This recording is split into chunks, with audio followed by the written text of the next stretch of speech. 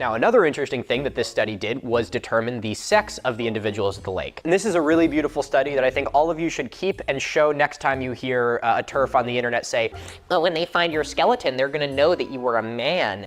Because with our cutting edge modern technology of 2023, of the 27 skeletons found at Rookund Lake, there were only to decisively determine the sexes of 2 of them. There was 1 confirmed male and 1 confirmed female. And then with that, there were 4 probable males and 5 probable females, and 16 individuals remained completely unidentified. So take that bone powder in your J.K. Rowling pipe and shove it up your ass.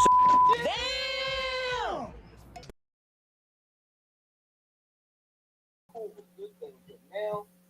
All right, well, here we go. Hey, and welcome to the TransPositions. I'm Bree McCune. And yeah, with me got Stephanie Helms, Ember Bellrat, and Carly Chardonnay Webb. I'm not Bree McCune or Ember or Carly. Yeah. She's the other one. Yeah, she's the Stephine at the end. So stick around for it, because we have some stuff to say about Russia. Our Steph has some stuff to say about Russia. That's about as much Russian as I know, aside from da and yet. And I know Vladimir. And Strasbourg. Vladimir, who somebody was standing for in our Discord server the other night, signed an order to join the Discord. Yeah, to make your gender have to align with whatever's shown on your birth certificate. Some nastiness like that. I don't know if we can Carly, that's we can hear that popping through. I don't know if that's a universal thing that people are aware of or not, so I'm glad you're bringing it to people's attention. You know, they're gonna be. Yeah. And then, well, anytime the right's involved, only half the country hears about it. Weirdly enough. But they'll hear about it here on the TransPositions every Thursday, 8 p.m.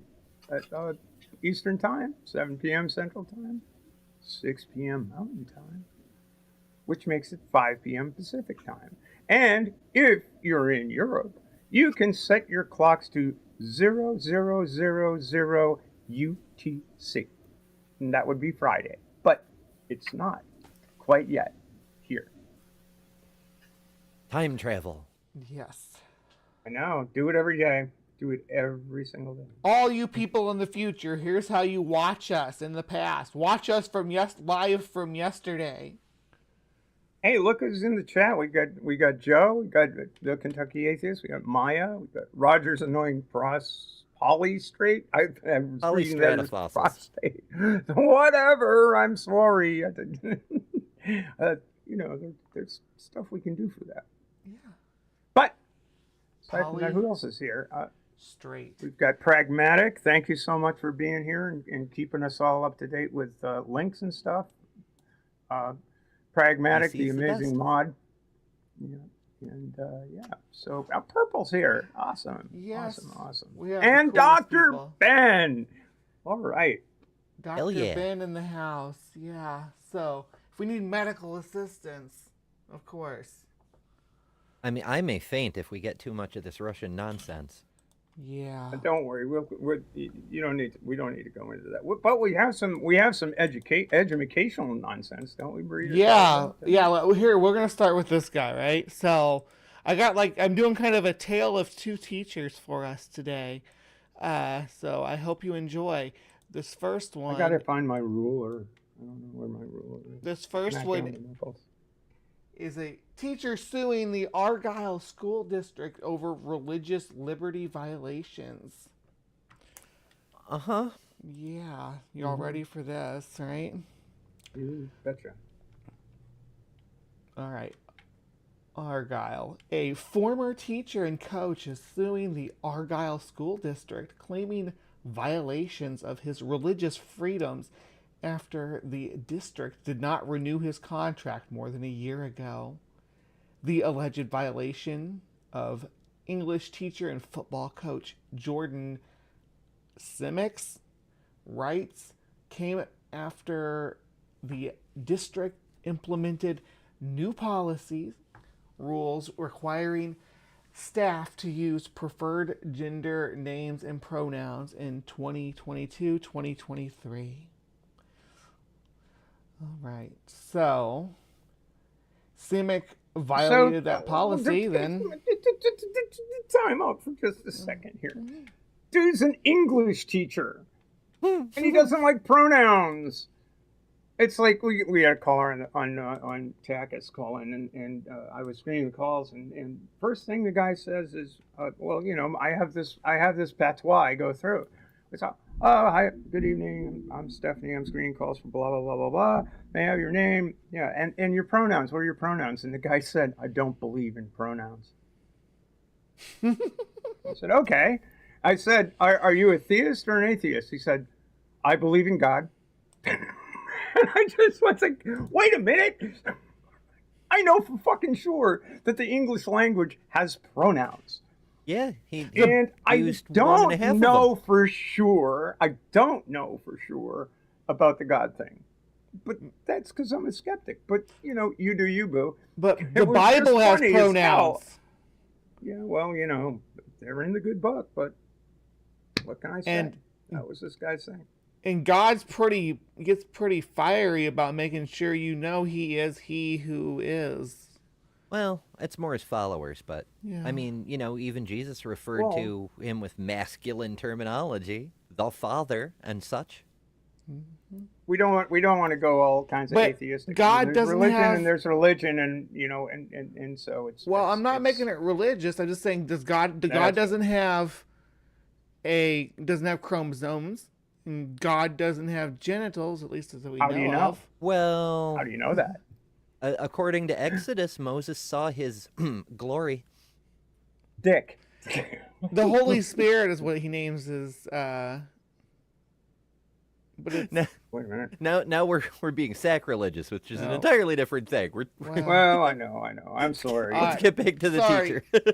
Yeah. Okay. So, but he's calling on religion. It's hard to not talk about religion when he's calling on religious liberty to misgender Yes. these poor Well, kids. what's wild is his complaint is under Title VII, which is saying that you can't discriminate against an employee based on race, sex, gender, etc.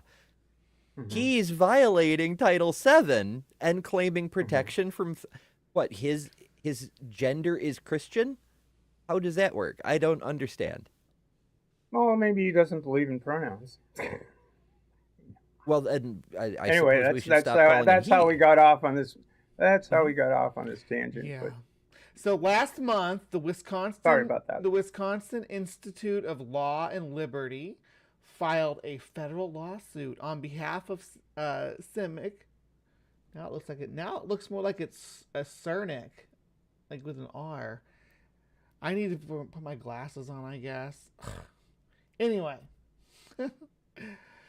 Cernick for violating his Title VII rights. Yep. As well as his First Amendment right to free exercise of his religion under the United States Constitution and Article 1, Section 18 of the Wisconsin Constitution. The complaint was submitted by Will on July 3rd, 2024. In August 2022, at an in-service meeting, the Argyle School District announced policies requiring staff members to use the preferred names and pronouns of transgender students. According to Will, Simick attended the meeting and immediately voiced his objection to the policy based on his religious beliefs. So,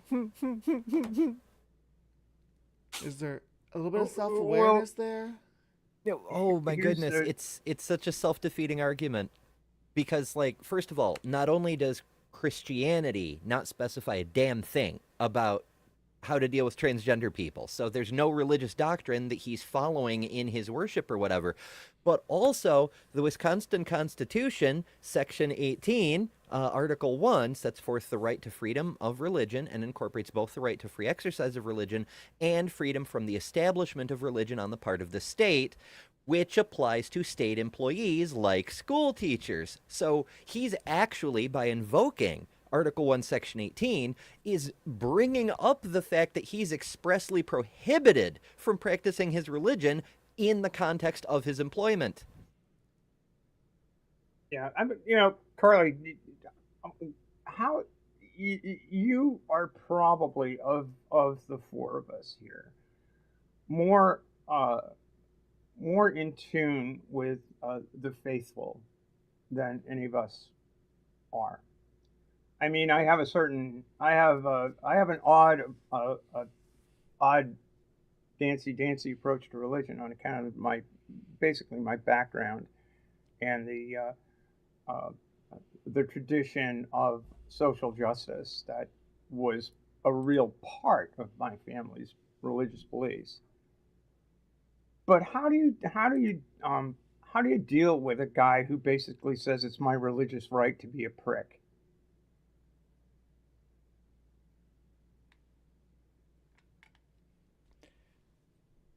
I don't know if you could flip over tables in the flip over and get rid of the money changers in the temple would be my guess.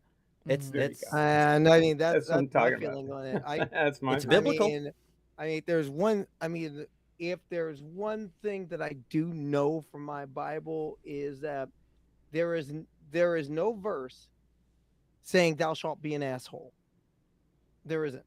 There's no verse saying thou shalt be racist. There's no verse saying thou shalt threaten thy neighbor with plutonium warheads. But a lot of people on the Christian right, but very dead wrong, believe that.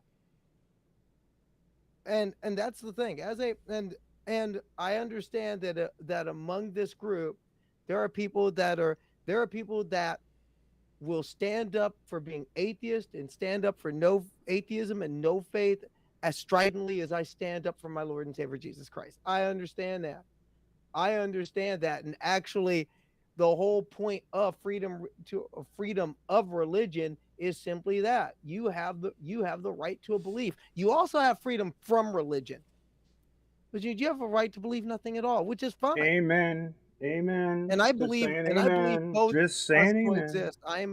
I have a philosophy when it comes to religion in life, and one of my greatest philosophies is theocracy and democracy don't mix. If you want democracy, you cannot have theocracy. And I don't want anyone's holy book, I don't care who it is, trying to cast a judgment over my life as a unit of civil law. Laws are secular for a reason, and they should be. And my belief is, if you want laws based on your theology, there's a country for you. It's called Iran. Now, of course, there's a reason why it's called the Islamic Republic of Iran, and that's fine for them. But I wouldn't want Sharia law anywhere. I don't care if it's Islamic or Christian or Jewish or animist or Greek mythology, even though that would be interesting. What if you have people worshiping Zeus demanding their equal time in a school? Well, that could be fun. Because Zeus was one freaky god. Let me tell you, Zeus was a freak, and we know this. He was one horny. He was one horny, gorny eyes. It's like. Do you want Odin to be? All of a sudden, people want Odin are going to want to get, and the Satanists want their say too. See, it's funny. Everybody talks about, we gotta get back to God. Which God you talking about? We gotta put God in schools. Which one are you talking about? Because the fact of the matter is, if you gotta bring one God in school, you better bring all of them. Yeah. Well, it's like when you're chewing gum. You're sitting there chewing gum. You haven't parked your gum on the other side of the desk yet, and the teacher says, "Did you bring enough for everyone?" That's the thing. But you see that's the thing, and but that for me, when it all comes down to it, I say that those on the religious right just need to be honest with yourselves and say, I want control over everything. And I say just be honest. I mean, and that's the whole point. Be honest about everything. And in fact, that's the major part of transposition sports coming up later. Is that Cool. I'm tired of the nonsense.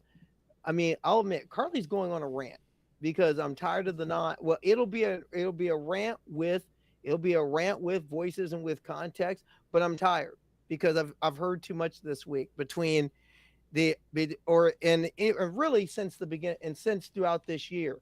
I mean, you have a candidate for governor in a state calling a 13-year-old girl because she's trans a hulking male. You had adults booing kids at a high school track meet. You had cisgender women being called trans because you know what? Transphobia not only affects trans people, cis people, especially cisgender women who don't look a certain way or don't follow a certain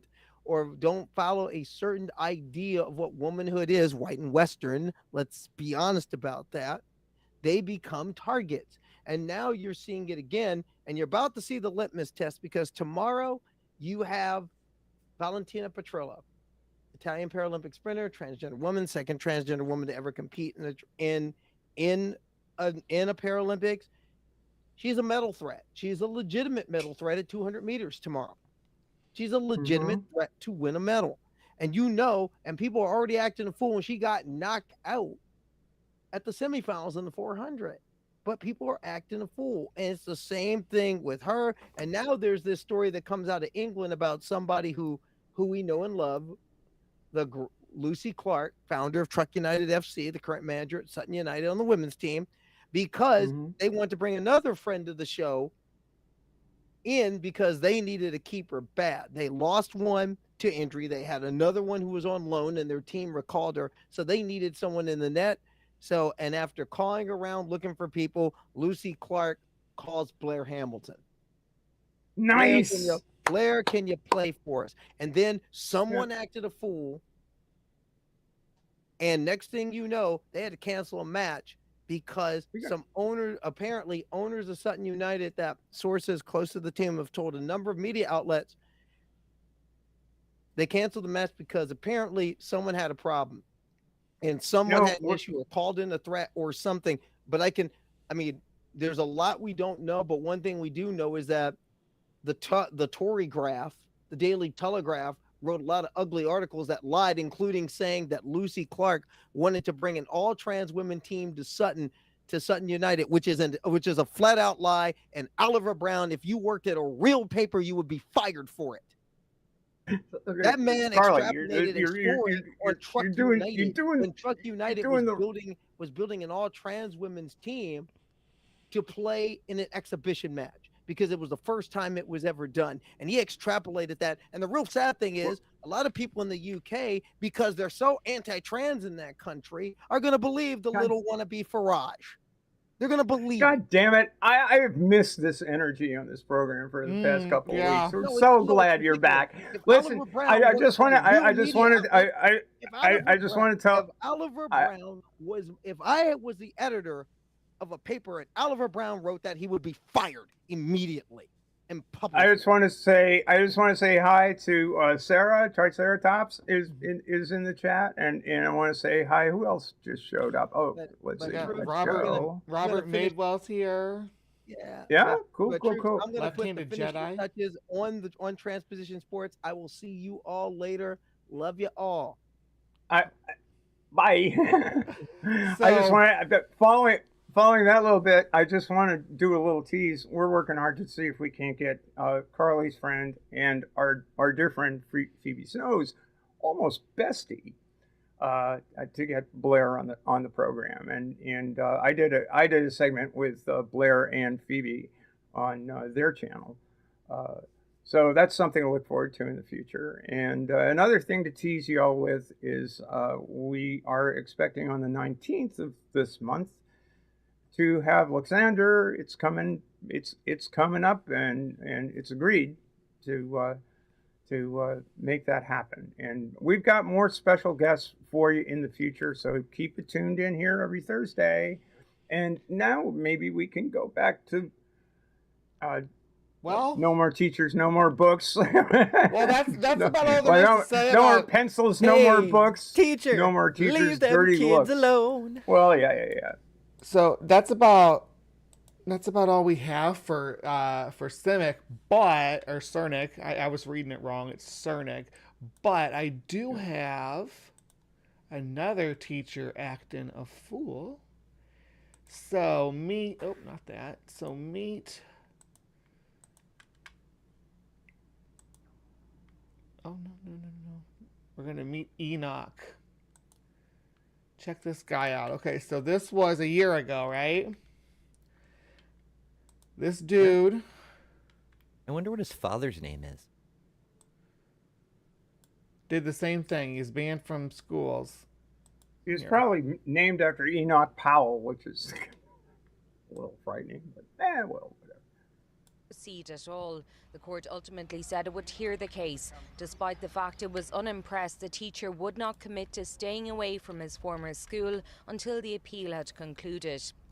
Enoch Burke accused the court of putting a gun to his head, claiming it was suggested a judgment wouldn't be delivered if he defied court orders again, which he likened to a student sitting the leaving cert with no guarantee it would be marked. The judge said, when we hear appeals we give decisions, but warned if there was conduct that required the court to revisit the issue it may do so.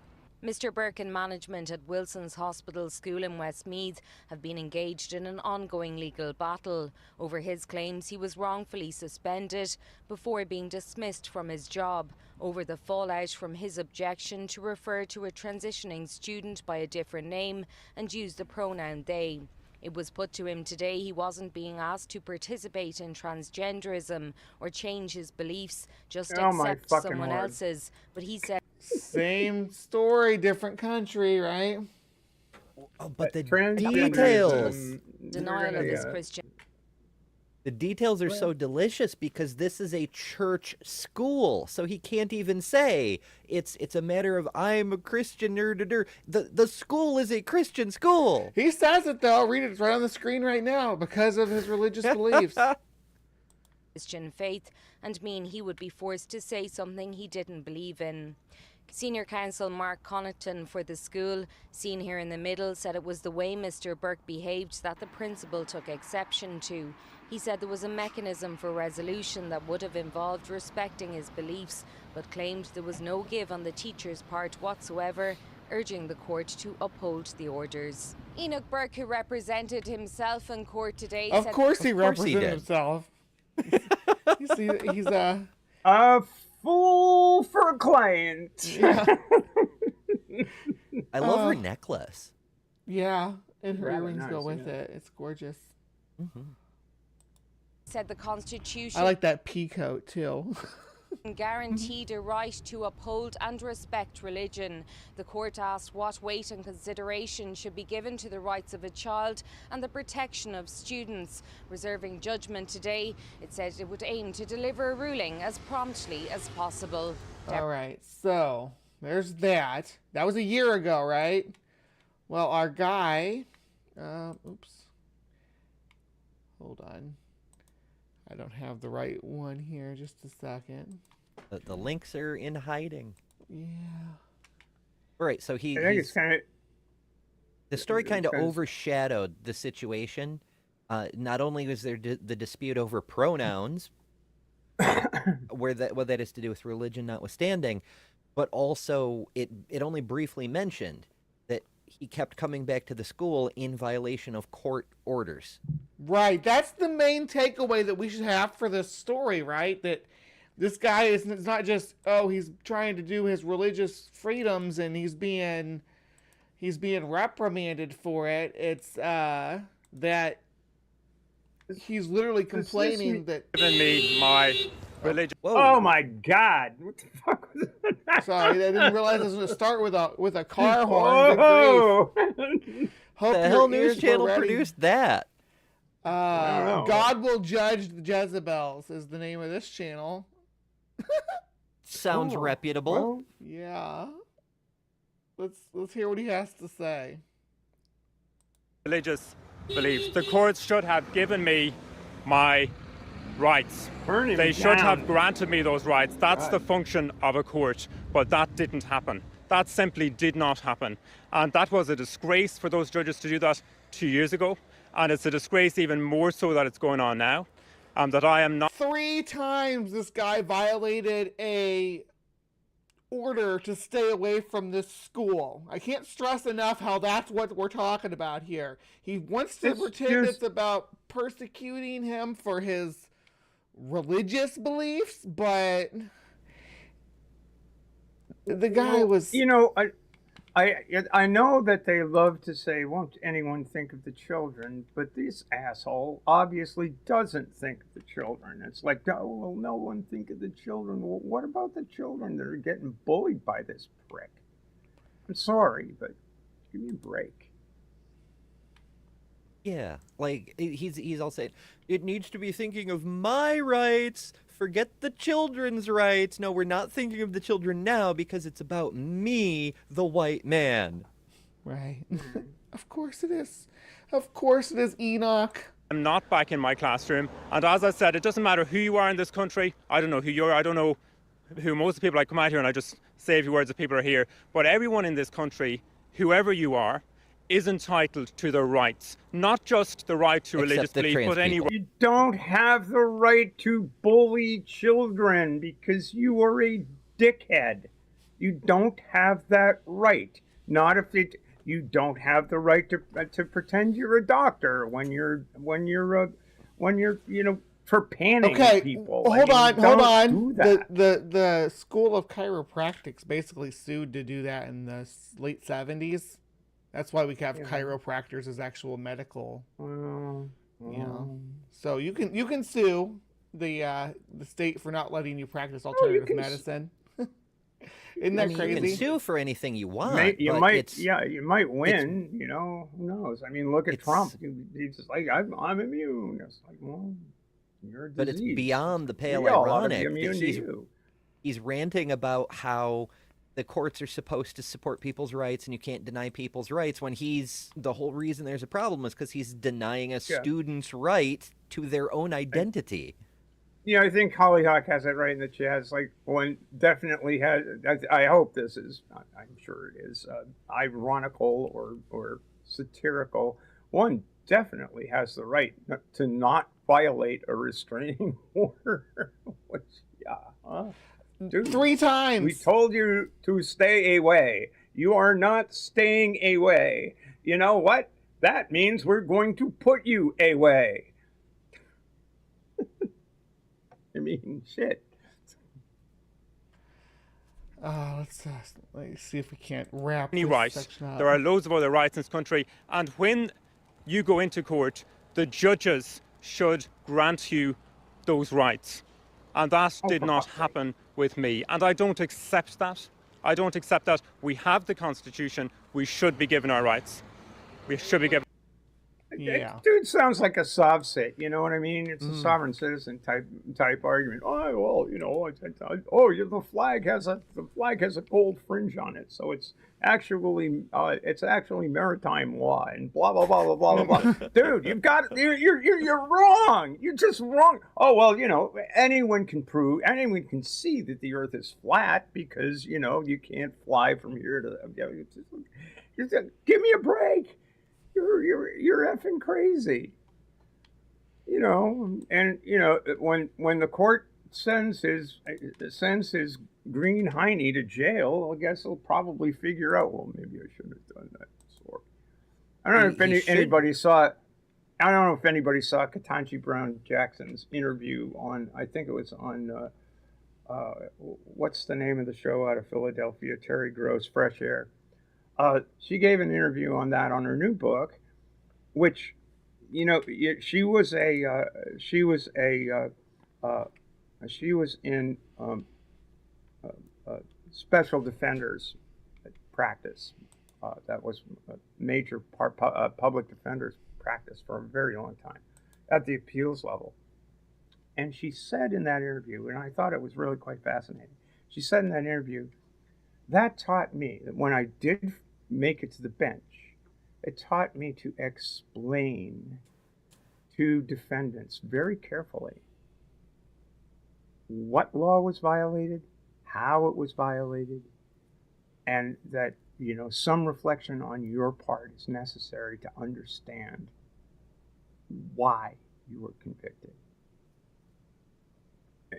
Not that, you know, if incarceration is to be at all rehabilitative, in every circumstance when you have done something wrong, the first step to rehabilitation is to see the wrong done and the harm done. I think that's just a wonderful view of jurisprudence.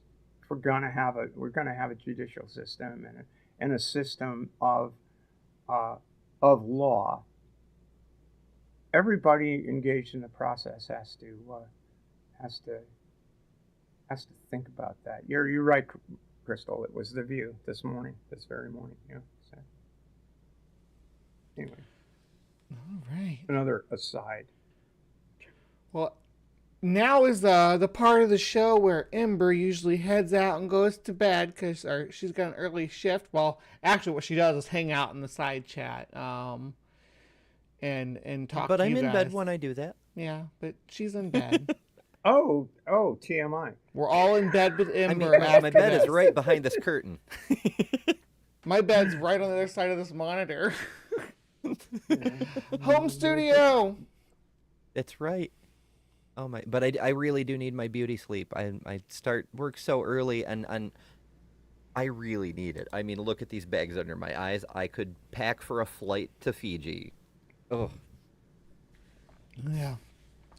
All right. Any closing thought on our tale of two thoughts on our tale of two teachers? I think our Irish friend should sue Graham Linehan for infecting him with brainworms. Yeah, or RFK Jr. Either way. You know, Proven case. pick a brainworm, I guess. Pick your favorite brainworm guy. There's no situation where saying that you had a court order to stay away from the school that you violated 3 times, it doesn't sound creepy. There's never a situation where that doesn't sound and make you sound like an absolute creep, dude. I mean, I'm just saying. He's vibing with it, but Yeah. not quite enough.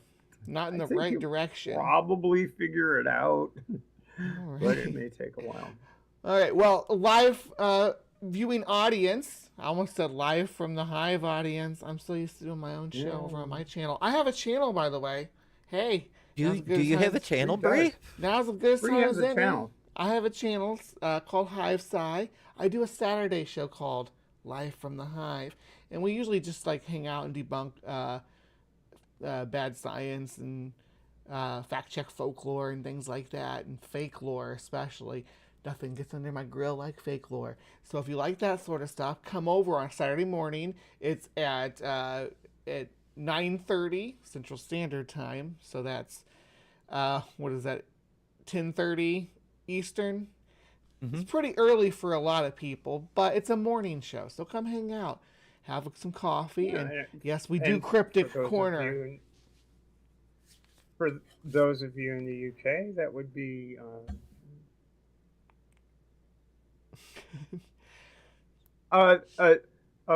3 in the afternoon. Yeah, 3 in the UTC. afternoon So there you go. on Saturday. All right. We've got Europe and America covered as far as Live from the Hive is concerned.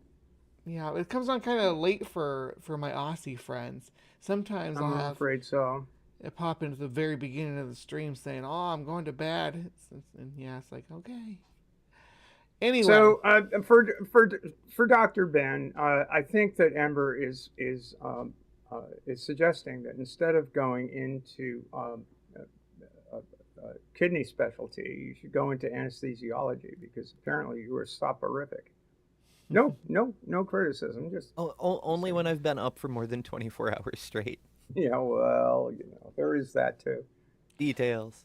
All right, I'm gonna start bumping you girls because we can sit here and keep talking, but I know we'll talk all night long.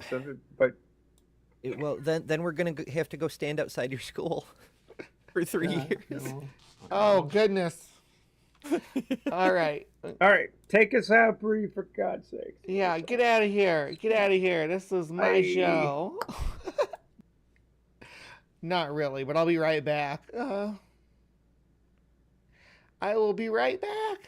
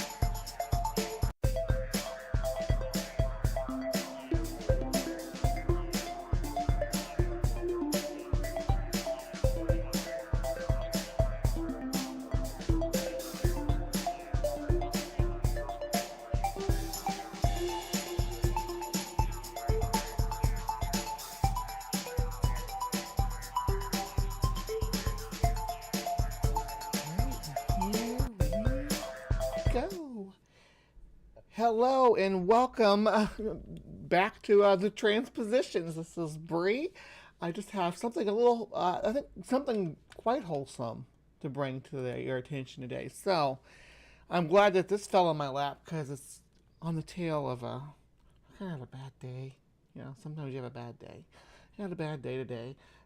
Right now I'm dealing with getting bad headaches and trying to sort out what's going on with that. So patent pending on what kind of resolution I have, but I can't imagine that it's going to be something I can tolerate much longer. So on top of that, I was having a bad day, and this fell on my lap, and all that kind of melted away.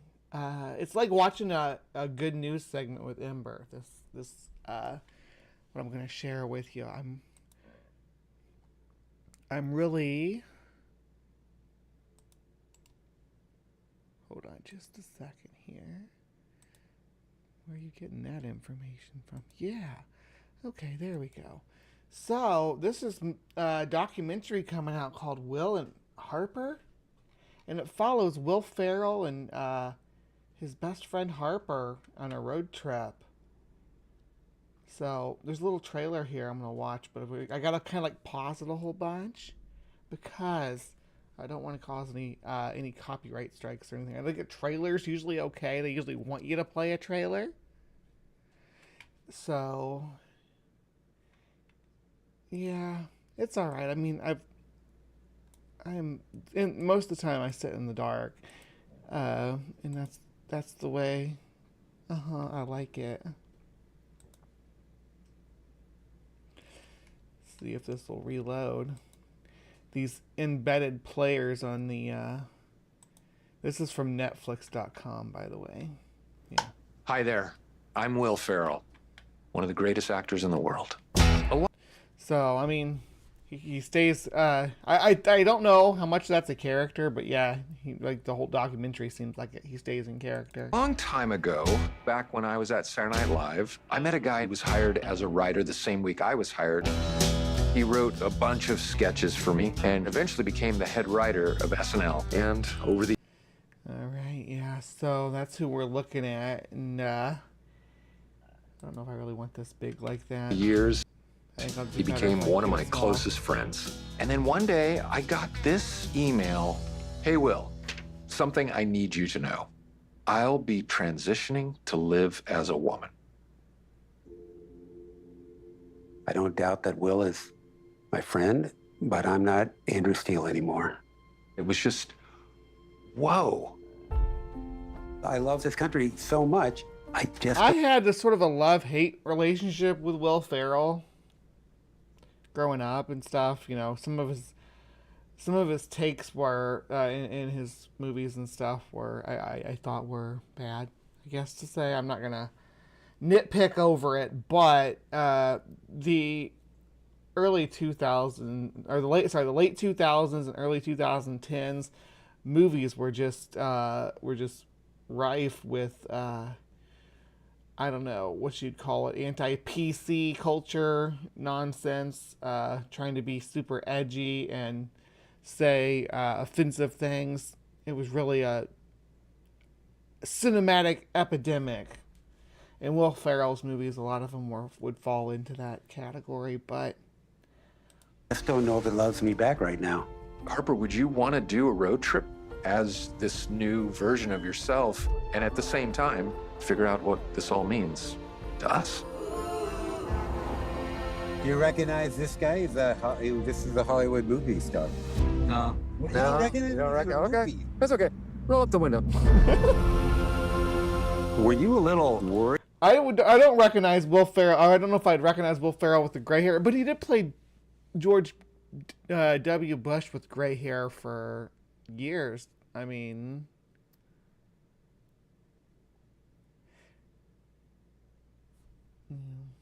Worried about how to talk to me when I came out to you? Yeah, probably a little nervous. There are no ground rules with friends, I'm telling you. I invite any friend of mine to ask me these questions. I am not afraid to talk about them. There's a question. Do you think you're a worse driver as a female driver? That's the dumbest. That's so, no, that is so, oh, fuck you. Zing! But I am. Woo! Yeah. Oh. so there's some self-aware and self-deprecating humor. That's gonna be good. I like to laugh at myself too, and some of the things that I deal with in this chapter in my life that maybe in a previous chapter I didn't. It's not all, sunshine and roses. Oh, yeah. This is my friend Harper. How you doing? Nice to meet you, bro. Hey, not a bro, though. It's a she, but that's okay. Sorry. This is probably around the age where I started to feel just kind of weird. Yeah. And this, talking about her growing up, that actually reminds me a lot of the stuff that I hear from staff who you'll see at the end of the show. So, yeah. I used to come out to these kind of places before, and then I transitioned and I got a little afraid. You know what I'm saying? Come out. See, that's the message that a lot of trans girls out there need to hear is that, don't you drive for your job, Ember? But a lot of people struggle with it. I do too, with going out in a place where there's people that might have a different or more, I don't know, less than accepting vibe to the scene, like county fair or a racetrack or things like that. It's really a matter of place and time, because I've been out where people were super accepting and nice. I've been out where people were not accepting and have put, and I talked to them like in the place, and it was like I helped them grow a little bit, maybe, I don't know, but I'm not really afraid of these people. I'm afraid of hating myself. All I want to do is live.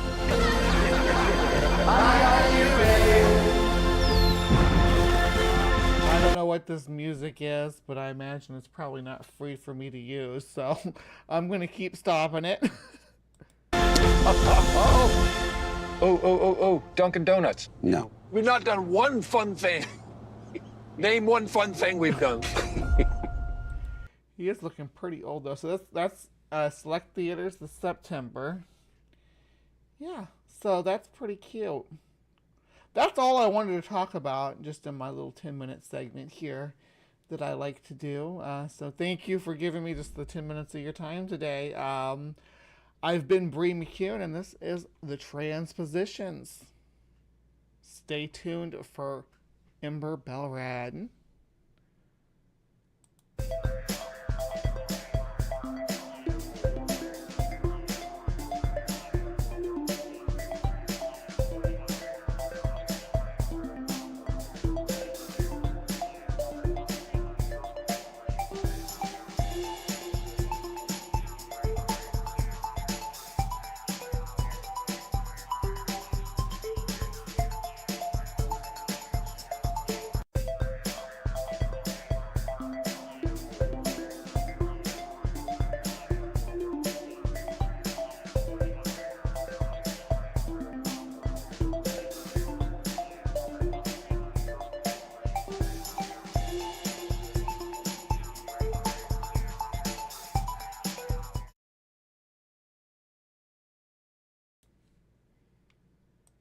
Tonight, rapid onset gender dysphoria.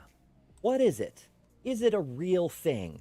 Here is Gen Spect's Stella O'Malley to explain to us what the heck is going on, and I'll explain why the heck she's so very wrong.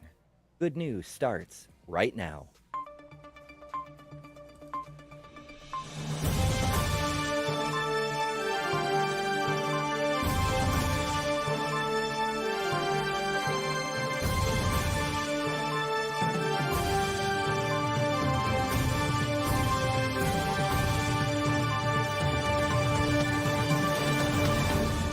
Today we're going to be reviewing a video from Stella O'Malley on her own channel. She is known in the gender critical circles as a clinician. Her first claim to fame was producing a series of short videos where she would meet with young trans people and explain why they're wrong about how they feel about themselves. But that's not what we're talking about today. Today, she's releasing a video talking about her opinions about the long discredited hypothesis of rapid onset gender dysphoria. What could possibly go wrong? But lest I too heavily load the scales, let's let Stella speak for herself. Rapid onset gender dysphoria. This is a reasonably unknown condition that people who are speaking about trans or gay or anything to do with the gender wars these days need to know about it. It's all. So I'm going to stop her right there because it's so very misleading. First of all, gender wars? Could we use more loaded language? My goodness. But also, being gay doesn't have anything to do with gender dysphoria. Often called ROGD for short, and very few people really know about this cohort. And so what the background to it is that the physician researcher, Dr. Lisa Littman, noticed that there'd been a huge spike in her local school of teenage girls suddenly identifying as trans.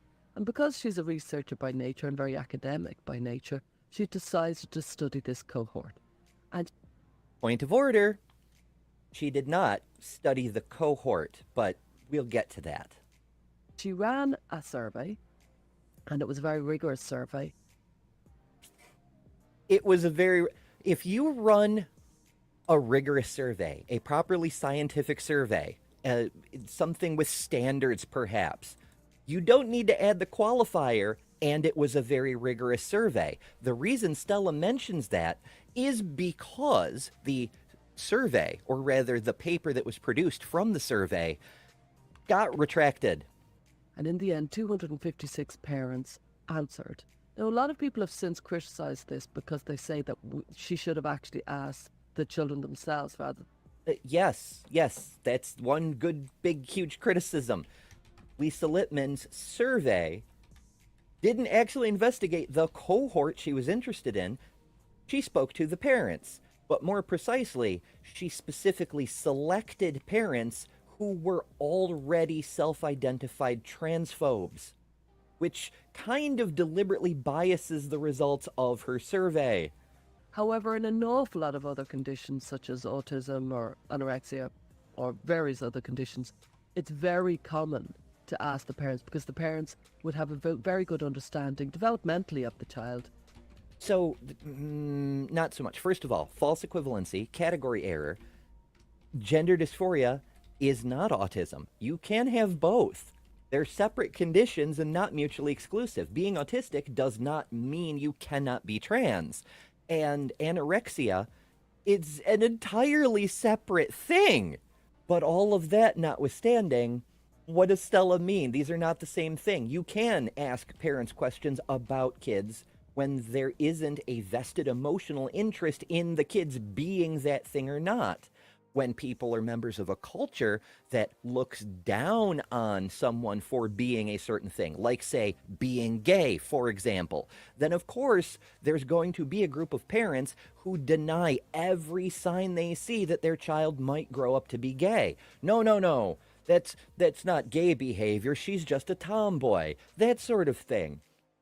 Yeah, when there's a motivation to misperceive, cognitively bias, confirmation bias, their preconceived notions, that's what's going to happen. My goodness, Stella. As they watch the child go from baby to toddler to child to middle childhood to adolescence, preteen and then adolescence. So most parents are experts, world authorities on their children. If only there were someone who understood what was going on in the child's head even better than the parents, who, even when parents aren't motivated to see something that isn't there or not see something that is there, they still don't know everything. I can't believe this has to be explained, but here we are. How many of us as children did something we didn't let our parents know about, like sneak out of the house to go to a party or start having sex before marriage? Our parents don't actually know everything about us. Likewise, we who are parents don't know everything about our kids, and that's okay. In fact, once a kid reaches a certain age, say around the start of puberty perhaps, you're going to get much more accurate info on what's going on with that child, where they stand, what their beliefs are, what things they're into, their interests, their passions, what they're good at, what they're bad at, from their friends at school. So maybe we should ask them if we're not going to talk to the person directly for some reason. And that's why she used the very well-established system of asking the parents about their children. Another qualification. It's a very well-established system. It's real science, I promise. And these parents, they described a phenomenon that she later used as a term, which was rapid onset gender dysphoria. That's correct. Lisa Littman coined the term and backed it up with nothing. Oh, well, she backed it up with lies. That's what it was. It was lies, which is why the paper was retracted. The one time the study has been repeated without intentionally biasing the sample, the phenomenon vanishes. These were very lonely kids who had very high rates of challenges. 43% of them had a history of being isolated from their peers. Hold on. First of all, what are the controls? What is the baseline rate of children who are isolated from their peers? Being a teen is a pretty lonely time for a lot of kids. We don't have a comparison. But also, if they're getting this idea of being trans from their peers, and they're isolated and don't have peers, then how is the mind virus being spread? And this is sort of the double think that we see throughout the gender critical side. They hold multiple mutually exclusive beliefs that contradict each other in plain sight, but they have to make it work because otherwise they have to admit their entire ideology is made of wishful thinking. This data directly contradicts the main point that she's trying to make. peers. 48% of them had a traumatic or stressful experience. Okay, this one, how is this relevant? How, again, no control data. This could well be lower than the standard rate. In the United States, a country where there's a school shooting every other day, I dare say most kids have at least one stressful or traumatic experience. Then even higher, 63% of them have other diagnoses. So notice the weaseliness here. 63% of them had another diagnosis. What kind of diagnosis, Stella? Did they have severe acne? Did they have hypothyroidism? Were they diabetic? What other diagnosis? And how does lumping all the other diagnoses together into other diagnosis have any significance on gender dysphoria? There's no connective link. There's barely correlation because you've got such a broad umbrella that means literally nothing. And then finally, 69%, nearly 70% of this. Yes, Stella, 69% is nearly 70%. Very good, but also nice. But also, what teenager doesn't have social anxiety during adolescence? We need the control information. How many kids who didn't grow up to be trans had social anxiety? Is it more? Is it less? Who the hell knows? Because the study isn't scientific in any way. This cohort had social anxiety during adolescence. This is a highly vulnerable crowd of young people. They're very often quite gentle. They're very often quite compliant. They're good kids. They're so compliant. That's why they're breaking all the gender norms. But the jokes write themselves. But we're not here for that. So let's continue. They're cerebral kids. They're very often, quite a lot of them have been diagnosed as such. Quite a lot of them. We're just broad brushing, generalizing, taking unknown proportions and declaring characteristics about them. This is very scientific, folks. As gifted. Quite a lot of them have very high academic levels. They are very often kind of geeky. And you knew them in school if you're an adult. You knew that kind of cerebral, creative geek who's kind of amazing at school but a bit socially awkward. So, in her documentary series that first brought her into the international spotlight, Stella keeps referring to the trans kids that she meets as reminding her of herself. She says, oh, this could have been me if not for the grace of God, and the fact that no one knew trans was a thing when she was a child. And when she says shit like this is the cerebral gifted kid, a little geeky, it seems pretty clear that she's doing a self-insert thing into her own internal headcanon, a fan fiction, if you will. That's the ROGD kid. And they have been caught up in this identity, which is a trans identity. Some of them identify as trans, some of them identify as non-binary. There's a range of identities, there's loads of identities. And very often it's because they have been isolated, as I said, 43% had a history of being isolated, and very many of them had had a traumatic event happen to them. Almost half. Almost half. So a minority had something happen in their lives. Therefore, that's the cause. That's the secret cause. They're isolated. They've had trauma. They're geeky and nerdy, whatever picture you care to paint. That's the cause. That's the secret behind it. If only we could remove that factor from the lives of all children. And for clarity, we should remove some of the more severe traumatic experiences from the lives of all children. It would be good for all of them, like school shootings. That should be a thing that no longer happens. But I do digress. It's a minority, Stella. And they went online because they were lonely. And when they went online, they were seeking who they are. And they were seeking an identity. And they were seeking some sort of road out of this loneliness that had afflicted them. And they found trans. And they... Let me propose an alternative. A person who felt there was something different about themselves that nobody around them could seem to relate to. They didn't have the words to express how they felt, what they felt, why they felt about who they are. And then, like many kids, they, while being online anyway, started to run across other people who have the same thing going on as they do. And suddenly they had a word for what was up with them that they hadn't had before, because no one teaches about this. And in many communities, they're the only ones. Could it be that when one discovers the word for what is going on with yourself, you suddenly start using that word? They often kind of went into a secret world once they found the world of LGBTQ. They might have incessantly or constantly watched YouTube videos of different YouTube influencers, and they watched them a huge amount. Hey, when you discover something new, something interesting to you, something that tells you something about yourself or teaches you a new skill or whatever, do you, by chance, binge watch it?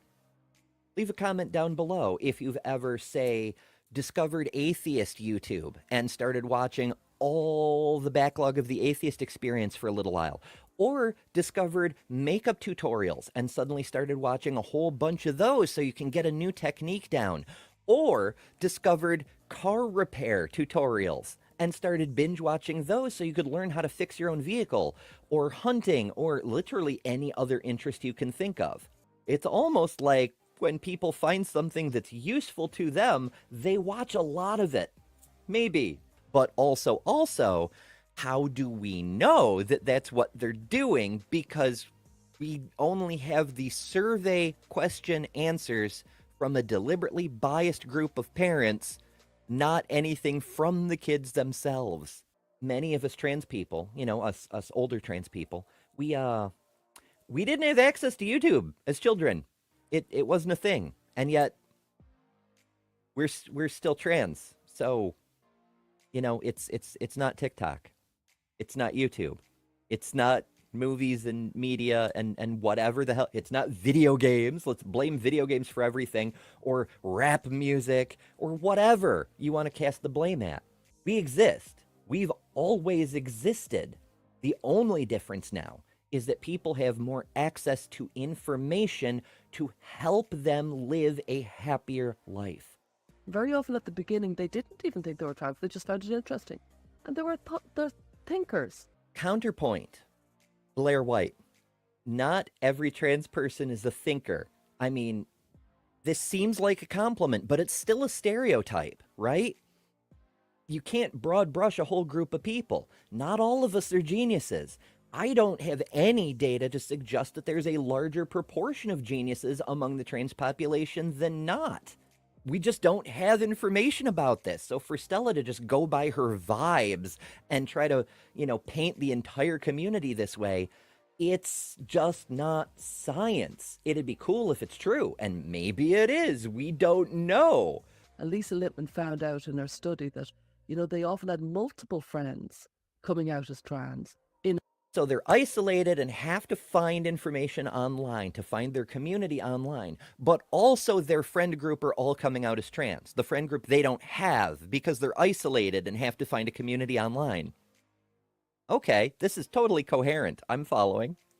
In and around the same period, which was statistically unheard of, because prior to the ROGD phenomenon, 1 in 10,000 girls came out as trans, and 1 in 10,000 boys came out as trans, and 1 in 30,000 girls came out as trans. Citation needed.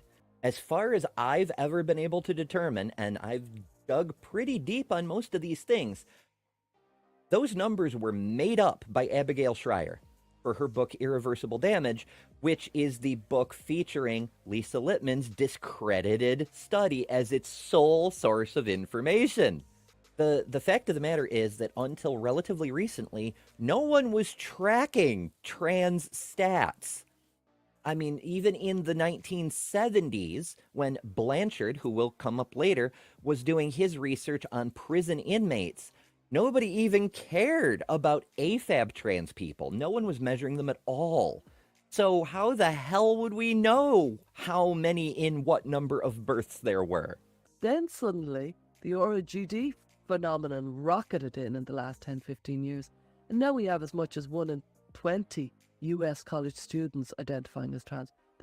Well, high numbers of LGBT identification among the last of Gen Z and the first part of Gen Alpha. But that's all of LGBT. That's people who are identifying as bi are included in that number. And frankly, from what one can observe in the culture, pretty much everyone is at least a little bit bi. But that makes them part of LGBT, not necessarily trans. This is 4,000%. If there was a 4,000% rise in the number of Mars bars being sold, we would stop everything and think, what the hell is going on here? Would we stop everything? But also, when you're starting with very small numbers, it's pretty easy to get a very large number increase. Where are we getting that 4,000%? Is it's 4,000% higher than it was in 1901, before there were even gender clinics in the UK? How many is it today? Is it 4,000 kids? Because, you know, that's not a really huge number compared to the millions of kids, Stella. These sorts of percentages presented without any context to tell you how many we're actually talking about and how long a period we're really looking at are literally meaningless. It's just, here's a big number. Be shocked, please. These are huge numbers. And now we've all seen it around us. Like, nobody was talking about this phenomenon 10 years ago. Nobody was talking about it, apart from a very small number who were online. Yes, no one was talking about ROGD before Lisa Littman made it up. Weird, right? It's almost like you can't tell people about an idea before you're exposed to the idea.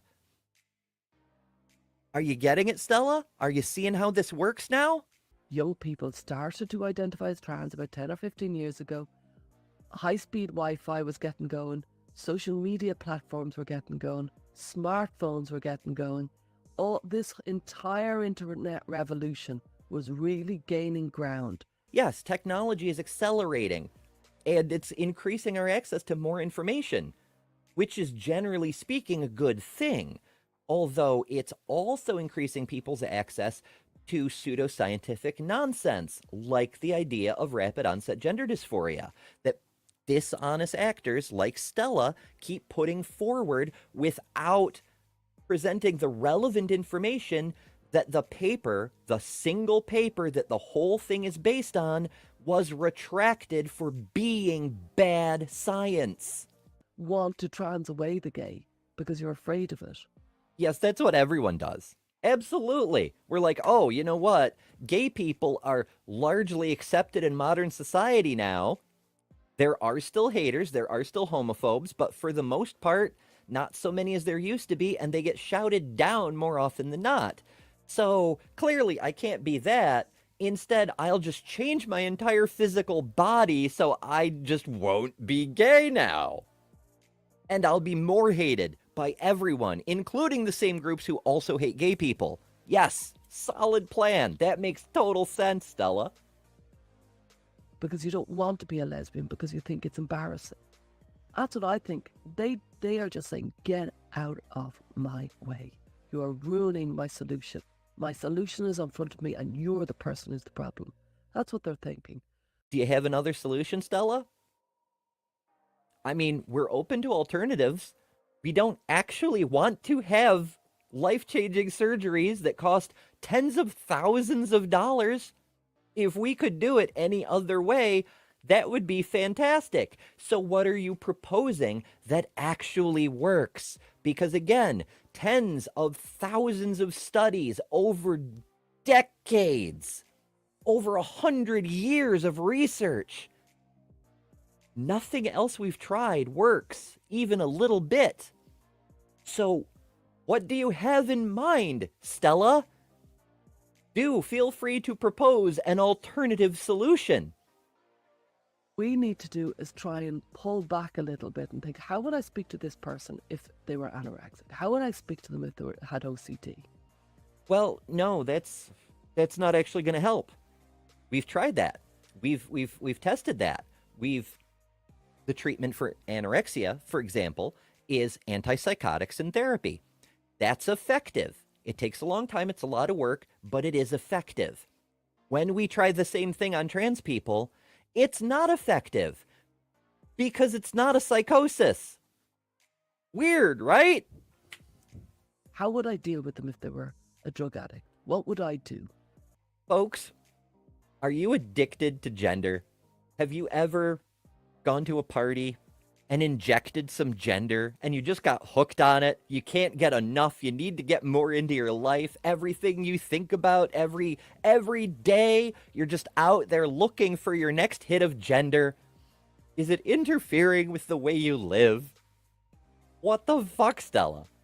That's where we need to kind of come at it, which is a much more, I think you might have a problem. I genuinely think that you have rapid onset gender dysphoria. I think you don't know what the fuck you're talking about, as evidenced by every single thing that Stella has said throughout this entire video being demonstrably untrue, most of which she should know is not true. But because she's a conspiracy theorist, because she has deeply invested in this pseudoscience, whether it's for financial reasons or religious reasons or personal reasons, because she does very clearly project herself into the role of a transgender person. She's done it from the beginning with her initial documentary.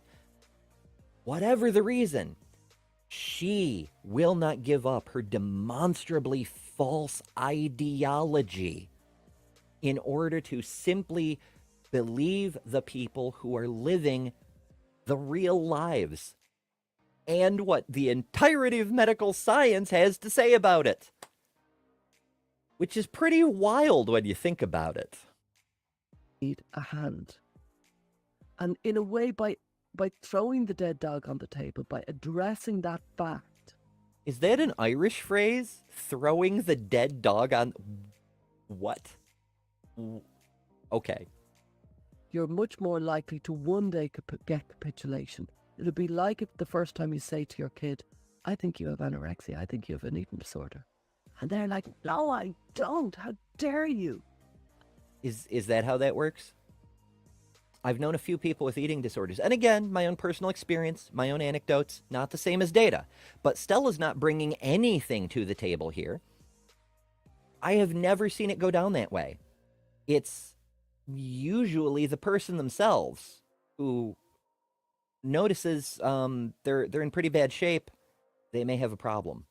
Because we do live in a society where people tend to overlook that kind of thing. They don't want to talk about that kind of thing. They don't want to hear it. They don't want to see it. Sometimes it's a friend who says, you're looking awfully thin. You're fainting a lot. Maybe we should get you some help. And even then, their first thought isn't always eating disorder. It's often maybe you have cancer and we should find it and fix the problem. It just doesn't work the way Stella seems to think it works. And it can be very distressful, but if you remain loving and then you get out of the room, you don't labor the...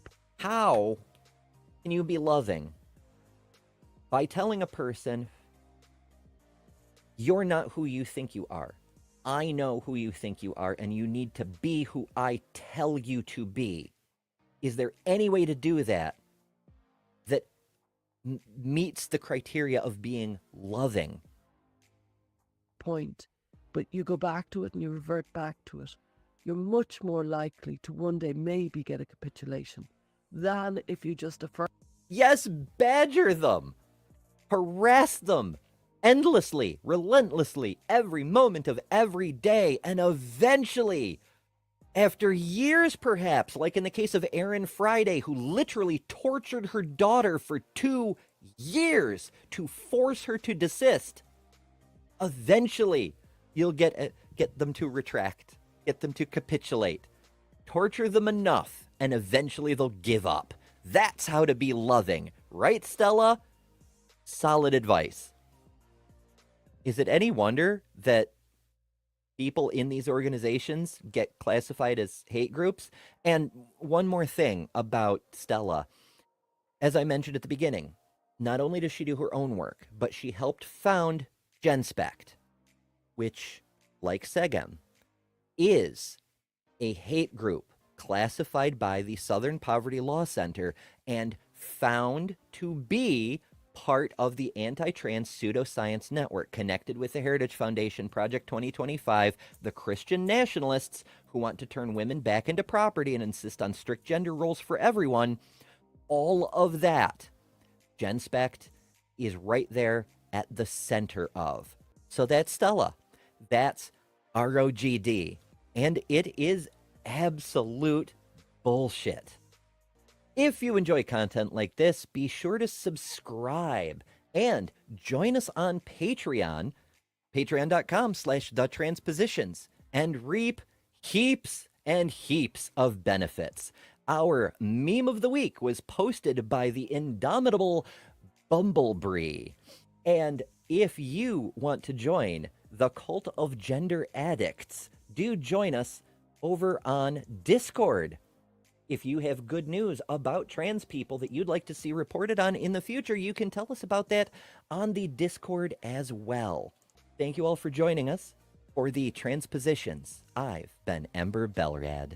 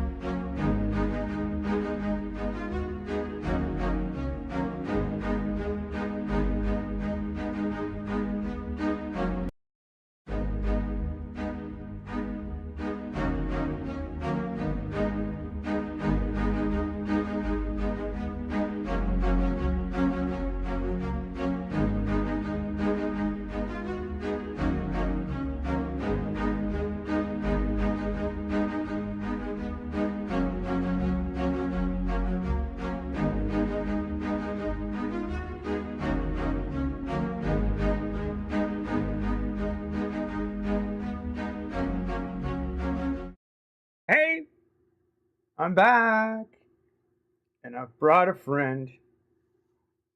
My friend is lighting candles for all of us, I think.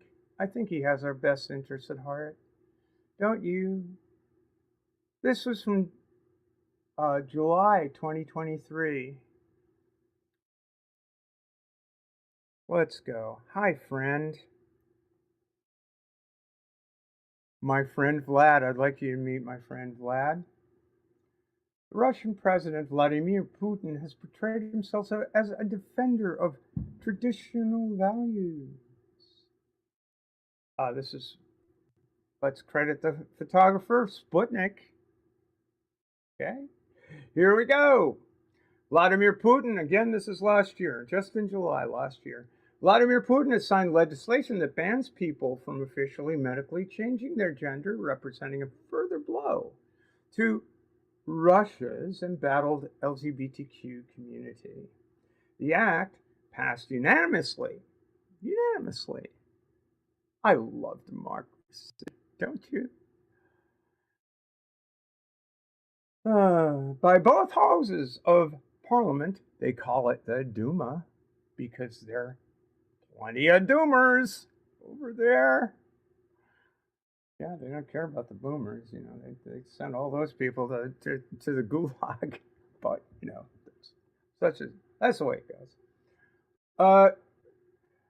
Bans any medical interventions aimed at changing the sex of a person, as well as banning changing a person's gender. Boy, you guys can't see this. I got to be paying more attention to where we're at here. The only exception will be medical intervention to treat congenital anomalies. In other words, if you happen to be a person with differences of sexual development, they'll decide for you just which side of the distaff you fall upon. I don't know whether they cast lots in that regard, or they have medical professionals, they make up some sort of mind, but you know, we can surely trust them to make the right choice. Anywho, it also, well, suppose they made the wrong choice. Guess what? It'll annul marriages in which one person has changed gender and bars transgender people from becoming foster or adoptive parents. In other words, this enlightened bastion of the socialist revolution, as somebody in our Discord was making the case just 2 days ago for, is maybe not. I don't know. The ban is said to stem from the Kremlin's crusade to protect what it views as the country's traditional values. Golly, where else have you heard that phrase? Could it be on the American right? UK right? The right in many Western societies. Would you say that sort of thing? We're going to get to the sweet spot in just a sec, right? Supported by the Russian Orthodox Church. Hey, can we set up a what's that called? A cage fight between the Russian Orthodox and the Roman Catholics? I mean, we did have that little schism thing going on back in the past, but you know, we can have more schism things going on every which way. But the point is, what they share in common is a certain authoritarian determination to make sure that people like me and my co-anchors here just disappear from birth.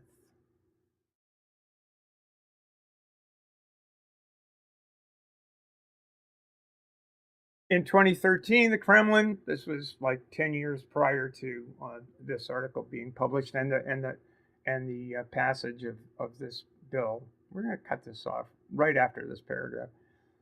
2013, the Kremlin adopted legislation that banned any public endorsement of non-traditional sexual relations among minors. And now they pretty much extended that to majors, probably even major generals, probably even everywhere in Russian society. So I have a thing. I just want to say, you want to come and I encourage y'all to come and engage with us in our Discord. I encourage you to do that. But if you're going to come into our house and advocate for Russia as a bastion of progressive socialism or communism, you can take that to some other tanky establishment, because that shit don't fly. When our siblings in Russia are being persecuted day after day, take it somewhere else. Okay? So anyway, let me just sort of come back on screen here. Now, why did I go over that story? Because just yesterday,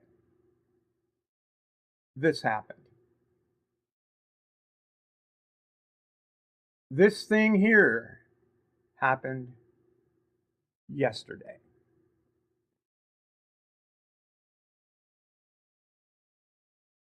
Russia Today, or RT. See, we don't want to have Russia. Even Russia doesn't want to say Russia. This is an indictment, a criminal indictment, just unsealed. United States District Court, Southern District of New York, or as our as good old 45 would have it, the Sovereign District of New York. United States of America versus Konstantin Kalashnikov. I've heard of Kalashnikov. I wonder if there's any relation to the guy that made the rifle, but leave that aside.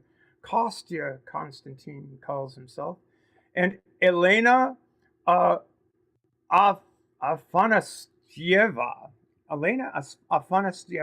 aka Elena. So Elena, the grand jury charges. Boy, I gotta move this around a little bit here. Forgive me.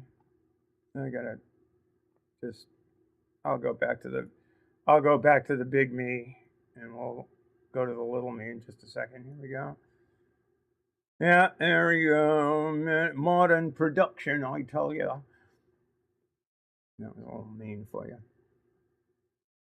RT, formerly known as Russia Today, is a state-controlled media outlet funded and directed by the government of Russia. After Russia invaded Ukraine in February 2022, RT was sanctioned, dropped by distributors, and ultimately forced to cease formal operation in the United States, Canada, the UK, and the European Union.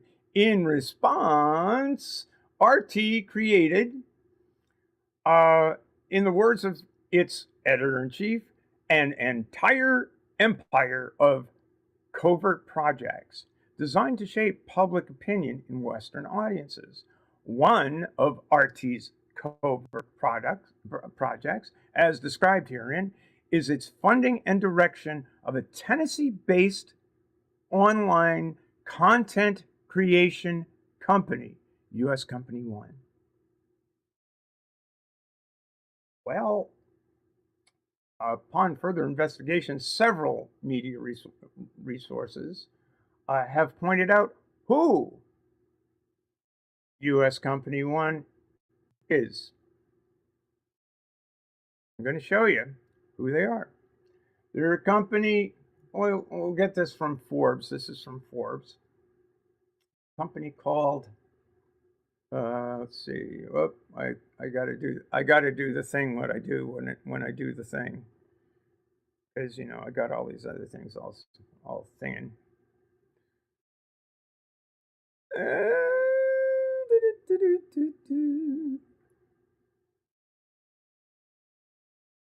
This is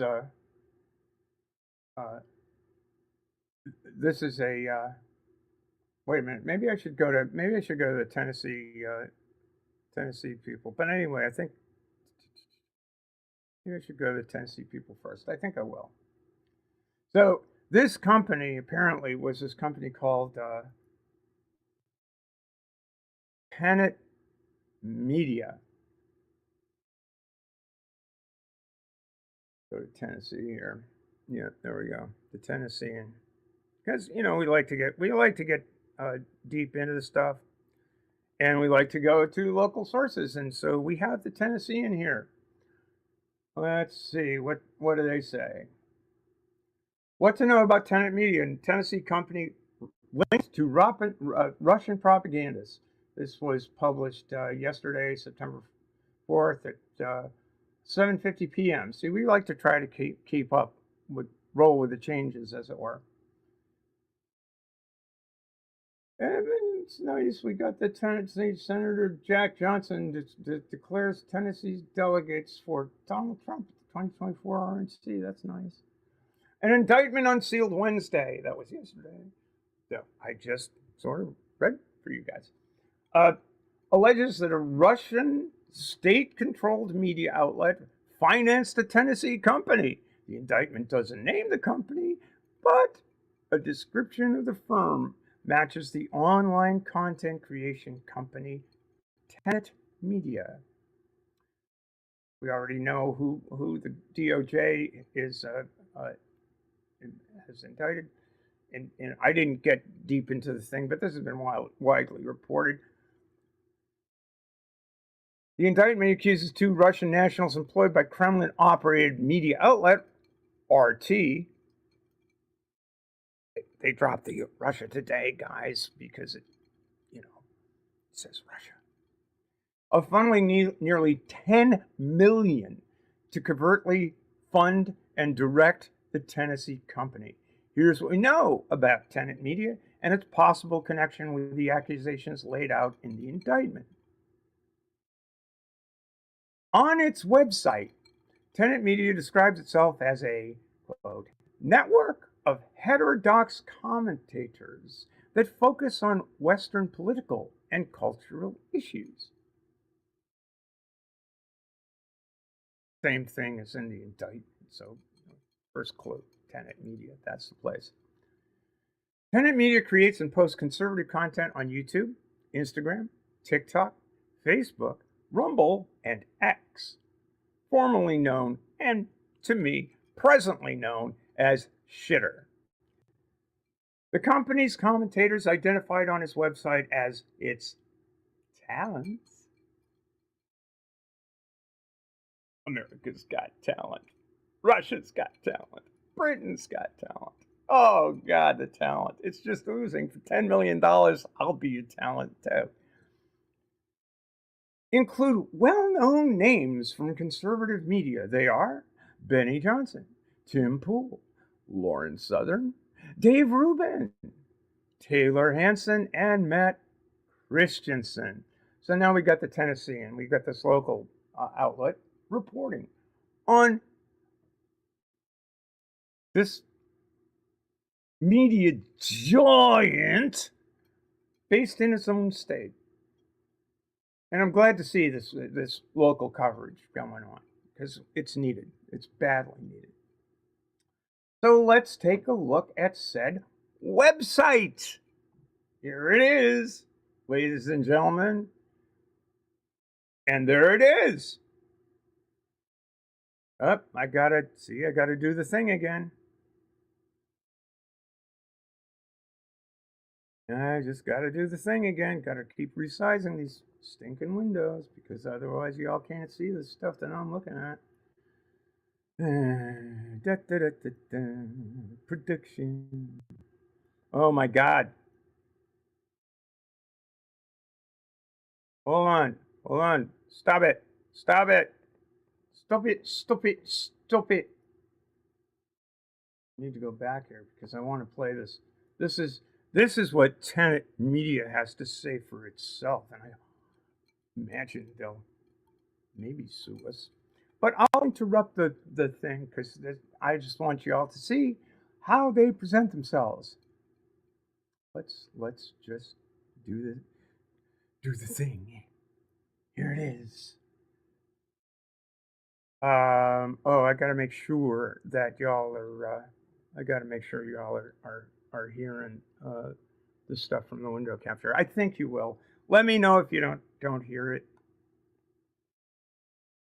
I gotta keep my eye on the chat because I just don't know. Here we go. All right, let's roll this beautiful 41-second bit.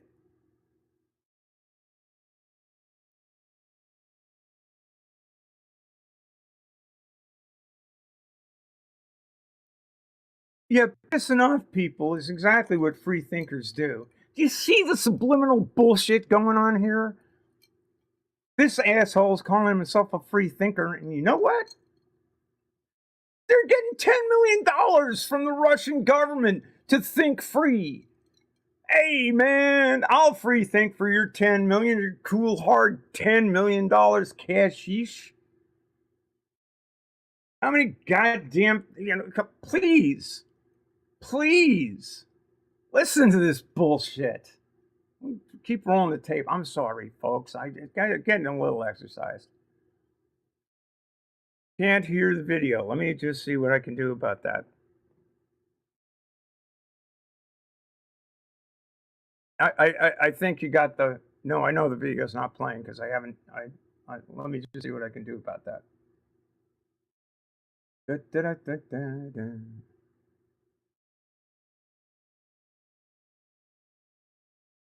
Go back a bit. I'm just checking this out. I got a few things to work with here. Unfortunately. Sorry for the super production values. This is live TV, folks. The way this stuff goes. Just got to see what channels this is playing out on, and then I'll figure it out. Just a second.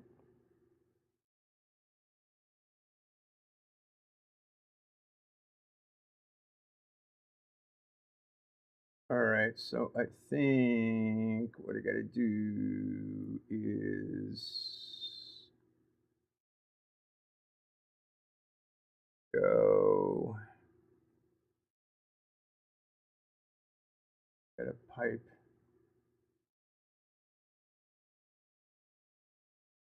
I think I got a pipe.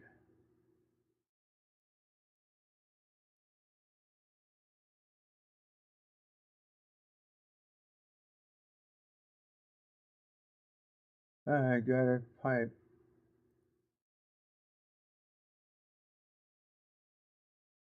I got a pipe.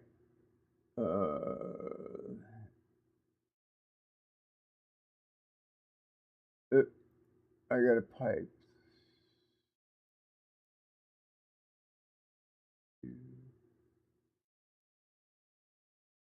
That ought to be too.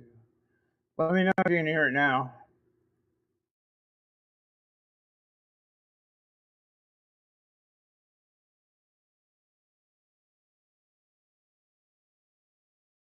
All right. Well, maybe we'll just have to skip it. Anyway, you can see it though. It's high production values, and I'll just sort of say anyway. You heard what these Delta Bravos were saying, and I was kind of narrating in the background. Anywho, probably just as well because we can't be copyright struck by a Russian asset. But look at who they're featuring here. We got the Sanson dude, and we got oopsie-doo. See, I don't have enough screens, folks. I need more screens. So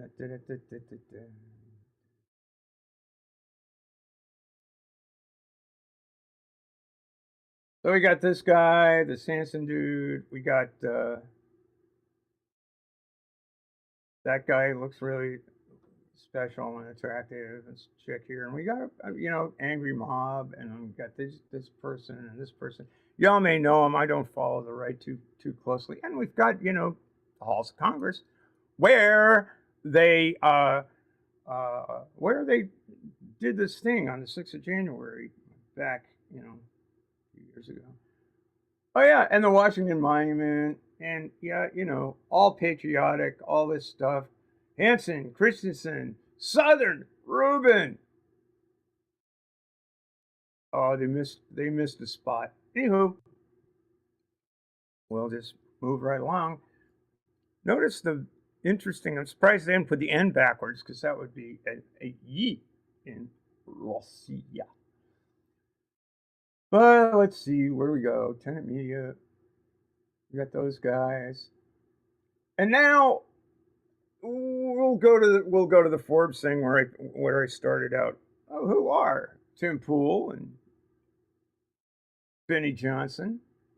What to know about the 6 right-wing commentators DOJ alleges were funded by Russia. In other words, all the people that were sucking off the Tenet Media tit. Some of whom deny they have any idea that they were spouting Russian propaganda. Except they were sprouting Russian propaganda. Let's just read this thing. This was published today at 1:40. Like I said, we try to break the news, or at least follow the news, so that you don't have to. 6 right-wing social media influencers tied to Tenet Media, like tenants. A media company, the Department of Justice alleges was funded by Russian operatives, seeking, in other words, Russia Today, or RT, seeking to influence the 2024 election, have among them a history of plagiarism, promoting conspiracy theories, downplaying the January 6th attack on the U.S. Capitol, and giving a platform to extremist personalities. Benny Johnson doing the... Let's see if I got it right. I don't think I got it right. But anyway, there's Benny. Key facts. Benny Johnson. 6.6 million followers across YouTube, X, and Instagram. Hey, listen. If you like the shit we do here, can you give us more than 351? This douchebag gets 6.6 million followers. Of course, he paid for it with Russian money, but let's build this grassroots movement to fight these fascist pricks. Described by the Washington Post in 2015 as the king of viral political news, and on Wednesday said he was a victim. A victim. Poor Benny. He's a victim who took in how much money? What? Podcaster Tim Pool, who I personally know, has made a career out of shitting all over trans people, and who actually, I want to take the host of conservative Tim Pool Daily Show and the Timcast in real life, in addition to the Culture War podcast, which was licensed by Tenet Media. On Wednesday, said he always had full editorial control of his shows, and ended a lengthy statement on Shitter about the alleged Russian interference with Putin is scumbag, Russia sucks donkey balls, but I cash their checks. No, he didn't say that last part. Oh, so the Rubin Report YouTube channel, 2.45 million subscribers as of Thursday. Identified as a likely commentator one who signed a deal with Tenet to produce 4 videos per week in exchange for $400,000 a month and a $100,000 signing bonus.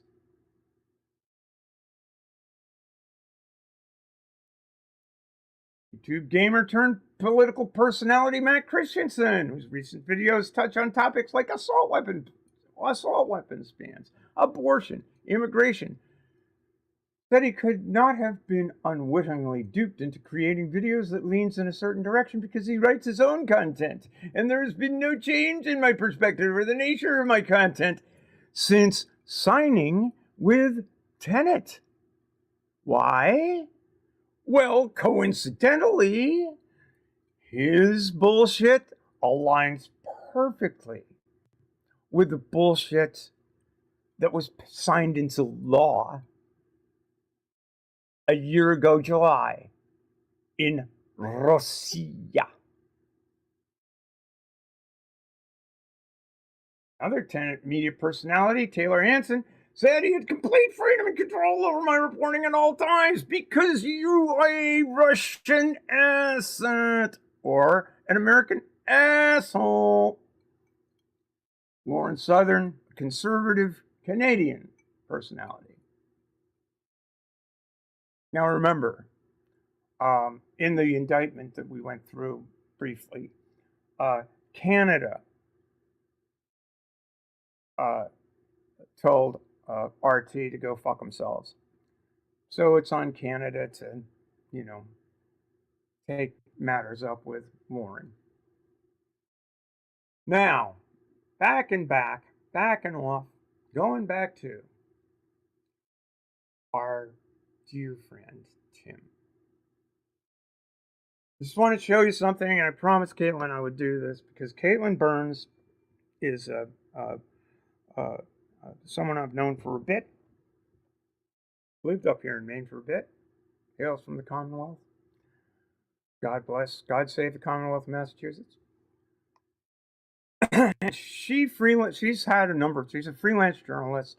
Has worked with Vox. Has worked with just a number of publications. Is a frequent contributor to MSNBC. Frequent contributor of opinion pieces to MSNBC. If you're not following Caitlin on social media, please do. She had a podcast called "Cancel Me, Daddy," that I'm not sure if she's done a podcast there, but Caitlin's just a wonderful human being, and so here's Caitlin's Twitter channel and all that. I like you get great stuff from Caitlin. This is just an hour ago. She tweets, "Feminist win. Monica Khalifa's Olympic gold inspires Algerian girls to take up boxing." Now, isn't that something? Isn't that something? That's what you get from my friend Caitlin. Caitlin also goes, "I used to joke that I could detransition to become a conservative anti-trans pundit and make $1 million a year. I was very wrong. I could make so much more than $1 million. I was like, no shit, $400,000 a month."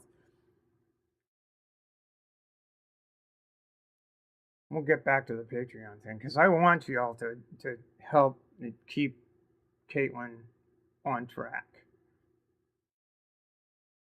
Caitlin said 10 hours ago, logging on to note that once I vote for Vox. I asked her today, "Hey, I'd love to see that. I'd love to see what you wrote, and I'd love to see this stream." But she couldn't come up with a stream. If you logging on to note that once earlier in his career, Tim Pool sneeringly read an explainer I wrote for Fox about trans kids, and he called me evil and satanic. So I want you all to go and find Caitlin on all the socials, and and also help support Caitlin's Patreon, because she is creating LGBTQ journalism the way no one else can, the way the way we're trying to do here. And we're hoping to have Caitlin on as a guest in one of these podcasts. And anywho, I think I've said enough. Almost enough. I just want you to see some of the bullshit websites that this tenant company is all about. This is a site that bills itself My Pride.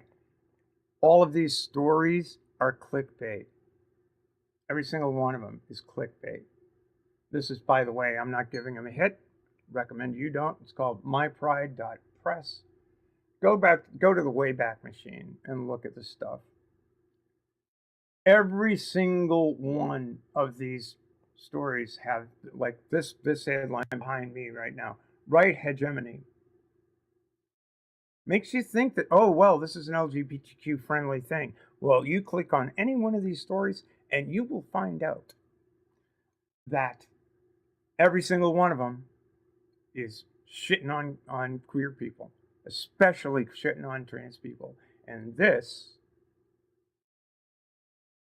is all RT, Russia Today. And these people, they're making the dollars off of this. And if you don't think that there's any connection between the DOJ's indictment, between the funding of these people who have made a career out of putting me and mine front and center on the hot seat at the tip of the spear for quite some time now, I've got a bridge in Brooklyn. Russia Today will buy. And for the transpositions, I remain Stephanie Helms.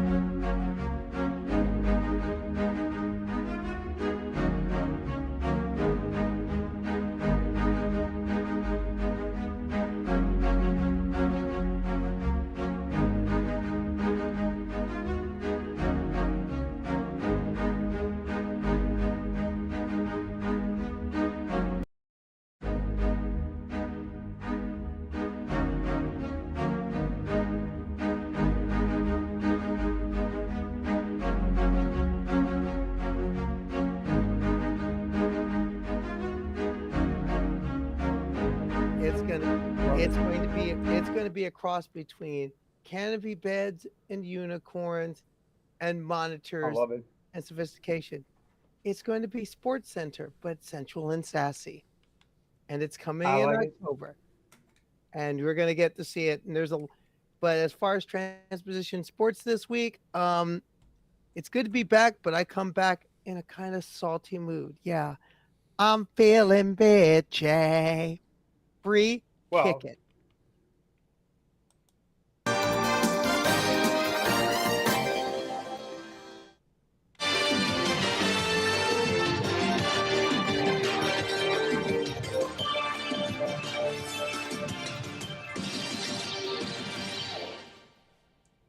It is a nice day out. So I just needed out of the studio, partially because I needed to walk, and partially because, well, to be blunt, I need to rant. On Friday, Valentina Petrillo, Italian Paralympic sprinter, who is second transgender woman to compete in the Paralympics, first since 2016, but definitely the first to receive all the nonsense she got. So we just got pulled off. We got pulled off YouTube. What did we do?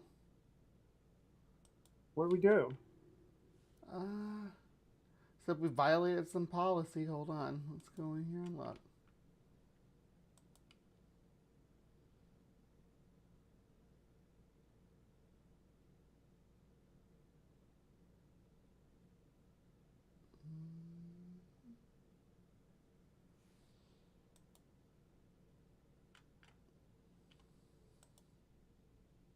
Guess they don't like us using that jam. I don't know. Stream suspended for Really? What in the policy world? violation. What Yeah. policy we violate? I haven't got any kind of notification yet. I was looking in our inbox here, and we didn't get a strike on anything.